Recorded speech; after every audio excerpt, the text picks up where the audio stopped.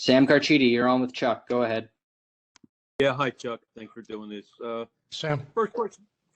Do you feel like you're going to be buyers or sellers in the coming weeks, or do you have to get closer to the trade deadline to determine that?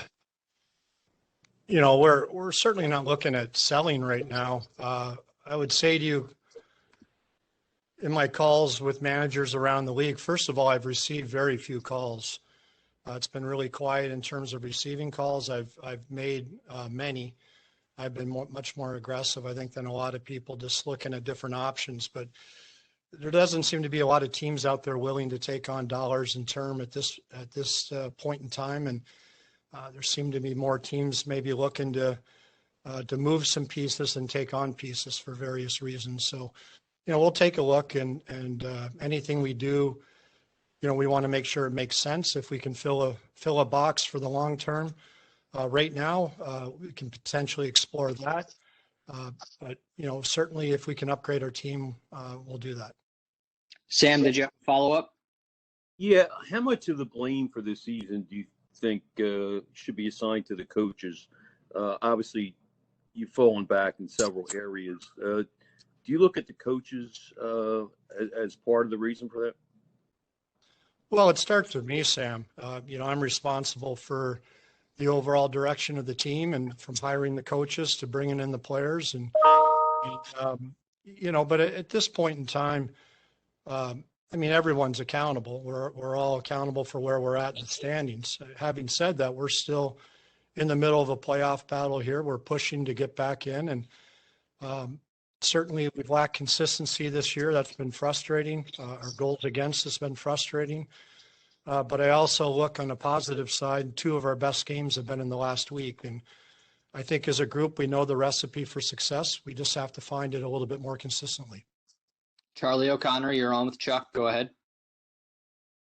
Hey, Chuck. One of the big reasons it seemed like you were confident in the offseason that this was a good hockey team, even without making much in the way of outside additions, was the young talent you guys have, the expectation that they continue to develop or at least not regress. I guess, what's your degree of concern right now that organizationally you guys may have overrated the young talent? Well, look, with young players, there's going to be ups and downs. I think we all recognize that. Certainly some of our young players haven't played to the same level that they played last year. I think long term, a lot of these players are going to be good players in this league for a long time. And, there's been a lot of challenges this year. Certainly we haven't played as well as we wanted. I think it's a year you got to be a little bit careful, though, in overanalyzing the results. Clearly they matter for making the playoffs, and that's our goal. But long term, there's been different challenges this year that you normally don't face. And some players have handled it better than others. Some teams have handled it better than others. But I think you want to be a little bit careful over analyzing the results of the season. Dan Gelston, you're on with Chuck. Go ahead. Thanks. Chuck, you said it's been quiet, obviously, on the trade front. But, do you feel that you have to do something, whether it's big or even minor, to improve the defense or anything? Or is this team good enough, by and large, as it's constructed now, to make the playoffs? Well, we're always looking to improve, and I think long term there's certainly some holes we probably need to fill to get to where we want to get to. For this year, I think we have a good hockey team. We've had a really tough month. I think at the end of February, we're 11-4-3 after consecutive shutout wins in Buffalo, and I think our play had been a bit uneven to that point, but we had great results, and this month has not been good. We're 4-8-1. We've just gone through a very challenging stretch of 13 games in 21 days, and the results haven't been very good. So I do think we can rebound from this. I think we'll get a chance to catch our breath a little bit here. We don't have as many back-to-backs in the next little stretch here. We'll actually get a chance to have a practice or two. And I think we have a chance to reset a bit here. But, we have good players. We need to play better. But again, the last week we've had 2 of our best efforts. And the way we played in those games show me that we can be a good competitive team. And that's what we're going to try to focus on, is how do we get to that level on a more consistent basis. Anthony Sanfilippo, you're on with Chuck. Go ahead. Hey, Chuck. Following up on what's something you just said with Charlie's question, you mentioned that you'd be careful to not overanalyze this season, and I assume that that's because of how unique this season is with the schedule being so condensed and everything else, and not having a lot of practice time. But considering everybody in the league is kind of facing the same thing, why should we at this point not overanalyze what's happening with the team right now? Well, as I said, Anthony, I think certain teams have handled it better than others. Certain players have handled things better than others. I think there's a massive mental and emotional challenge this year. And again, I think in life, probably even among all of us, some people have handled it better than others. Some people have faced different challenges. And there's certainly some players that are not at the level they need to be at and are not in a good place in some different ways. And there's probably a little bit more to their play than what everybody realizes. And I think we just got to be a little bit careful overanalyzing some of these young players that have shown to be good players in the past. And my expectation is that they'll find that path again. Mike Sealski, you're on with Chuck. Go ahead. Hi, Chuck. If you zoom out from just this season, there's kind of a pattern for the franchise going back to maybe 2013 where miss the playoffs, make the playoffs, disappointing season, promising season. Do you see, how does this year, if at all, fit into that pattern? Is there some kind of connective thread there that you might see? You know, I haven't been here that long. Last year was my first full season, and this is my second. And obviously, this year's hasn't been anywhere near like last year, in large part because we're 30th in the league in goals against and 31st in save percentage, and we're giving up way too many goals. And last year we defended well as a five-man unit, and we had strong goaltending, and this year we're not defending well as a five-man unit, and our goaltending hasn't been at the same level. So that's what I see really from last year to this year. You know, our goal now is to get back and start to defend better. And just going back to the game on Monday night, I thought we did a great job. I thought our forwards managed the puck way better. I thought we had a very good F3. I thought we didn't give up a lot of odd man rushes. I think we only gave up one the whole game.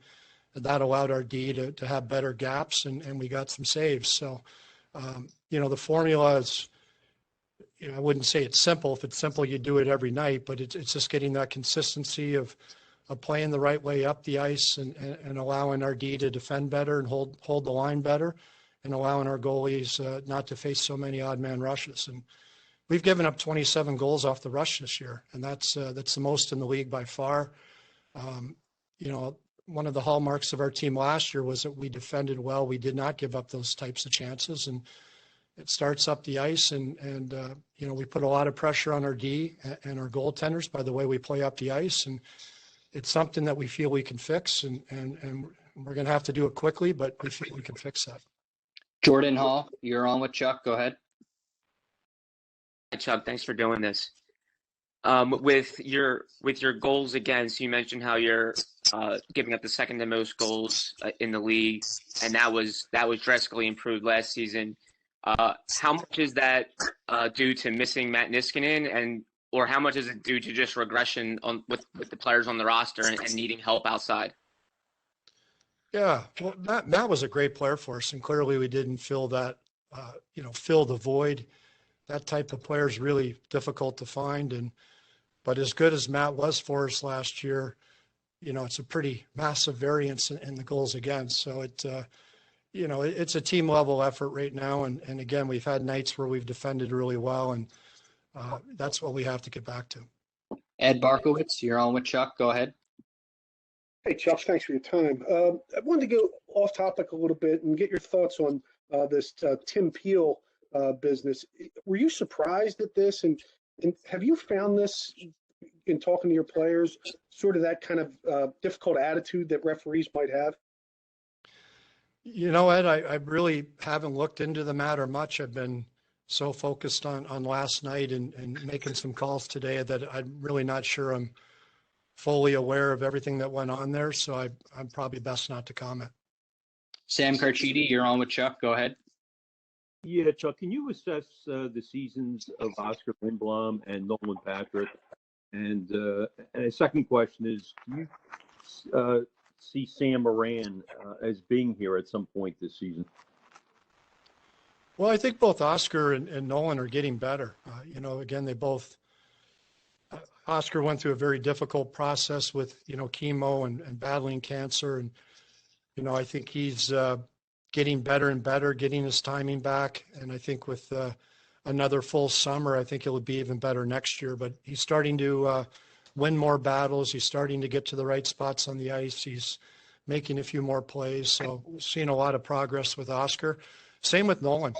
It hasn't been reflected in the stats necessarily, but I've really liked this game recently. I thought he played very well on Monday night. He created some chances. Last night, I thought he was on pucks. He was skating. He was working. And I think both of them are getting better. As for Sam, I do expect that we'll see him again. He's playing some defense now in Lehigh Valley. He's played forward. He's just trying to get his timing back. He's, different reasons, but similar to the first two players that you mentioned, in that he's missed a lot of time. And again, it just takes time to get back up to the pace of play. Charlie O'Connor, you're on with Chuck. Go ahead. Hey, Chuck. Charlie. You mentioned a few minutes ago that the 2 games in the last week have been some of your best games this season. I'm assuming you're referencing the Islanders 4-3 win and then the loss on Monday. But even if they were good games, maybe process-wise, one was a loss and one took a last-minute goal. I guess the question I have is, if those are the best games that you guys have had, or some of the best, how can fans be confident that if that's the best that it can get, if that makes sense? Well, the Islanders are a pretty good team. I just think you look at the scoring chances we gave up in both, and even in the third period of that game last Thursday against the Islanders, we really didn't give up much. I think they scored on their first shot halfway through the period, and it got a little scrambly at the end after they tied it up. And but we were giving up a lot of grade A chances, and we really didn't give up much against the Islanders on Monday. So it's more than just process. It's process is part of it, but it's just the raw number of chances you're giving up. It's the raw number of odd man rushes you're giving up. It's giving yourself a chance to play the game the right way and have the puck a little bit, and we did that well in both games. Bill Meltzer, you're on with Chuck. Go ahead.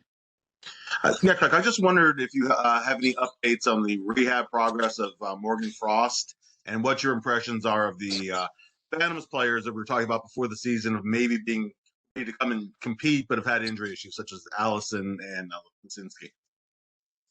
Well, with Morgan, I just talked to Jimmy McCrossan today. I think he's about 8 weeks post-surgery. He's doing really well. I think we're hoping he can start to get back on the ice in the next couple of weeks from a conditioning standpoint. I think best case scenario would be he may have a chance to come back by the end of the season. But even if that doesn't happen and he's going to be fully healthy by the end of the season, by the end of May, and that will give him a full summer to rehab and train like he normally would. So he'll be through the rehab process, and he'll be able to, work on his strength and speed and quickness and get ready for camp next year. So he's doing very well, probably a little bit ahead of schedule. As for, first of all, that Lehigh Valley team's a lot of fun to watch. They play hard. They play well. I think they've won 5 games in overtime. There's a lot of talent down there. It's been a little frustrating in the sense that a lot of those kids have all dealt with injuries or COVID or both in a few cases. So, I don't think some of them have the game reps that we hope they would have at this point in time to maybe factor into a call-up role right now. But they're gaining experience, they're gaining games. They're getting some of that now, and maybe in the next week or two, some of those kids will get a chance to play up there. Wayne Fish, you're on with Chuck. Go ahead.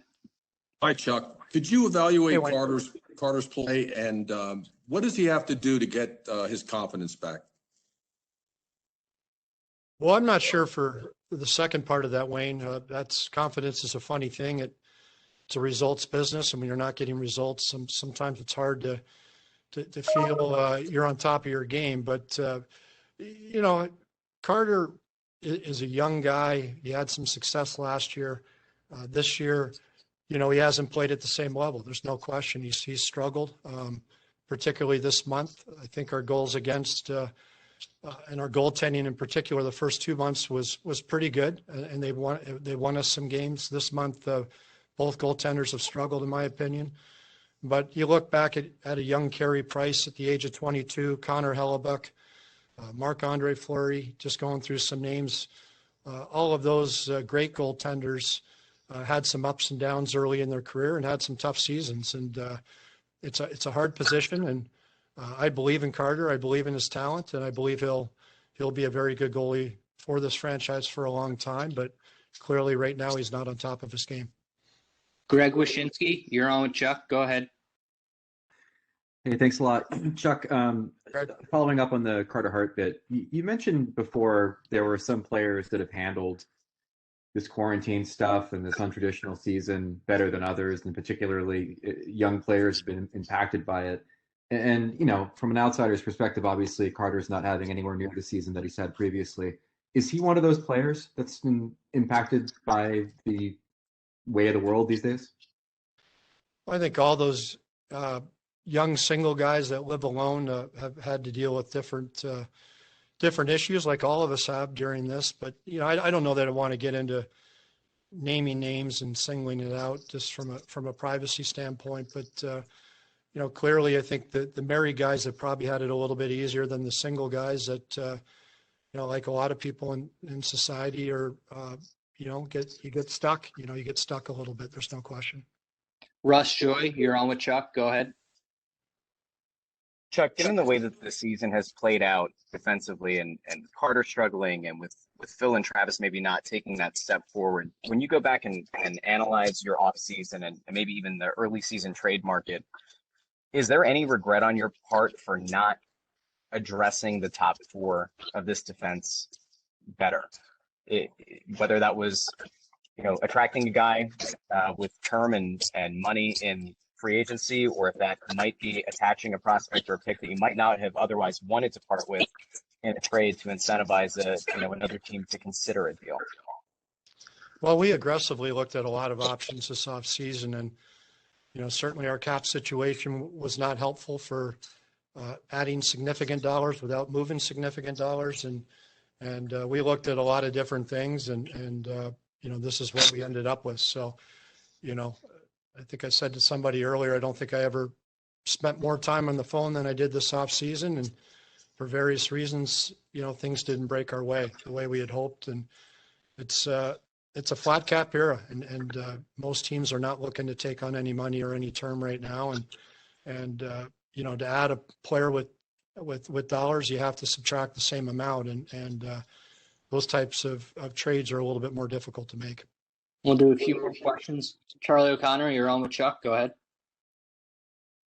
Oh, sorry, I didn't realize my hand was still up. That's okay. Jordan Hall, you're on with Chuck. Go ahead. Hi, Chuck. Just wondering what you've made of the signing of Erik Gustafsson. I know when at the time of the signing, you felt Erik and Shane Gostisbehere could share the same lineup and be effective in the same game, but it seems like they've both been kind of competing for spots in the lineup. Just what have you thought of Gustafsson's play? I think Erik, he had a bit of a tough start. I think this first game was pretty good. Then he had a couple that he didn't play as well. I think lately he's played pretty well. And, he's as advertised. He's good on the power play. He's one of our best defensemen at exiting the D zone.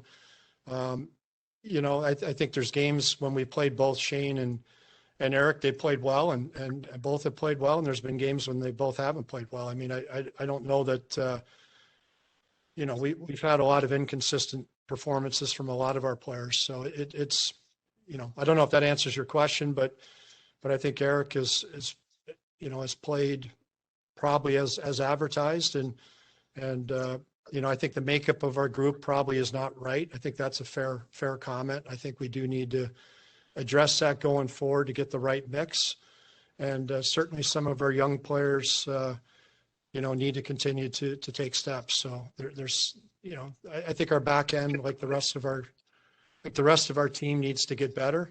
But overall our team defense has been a collective effort. I mean, we just haven't been good enough in any aspect of the game yet.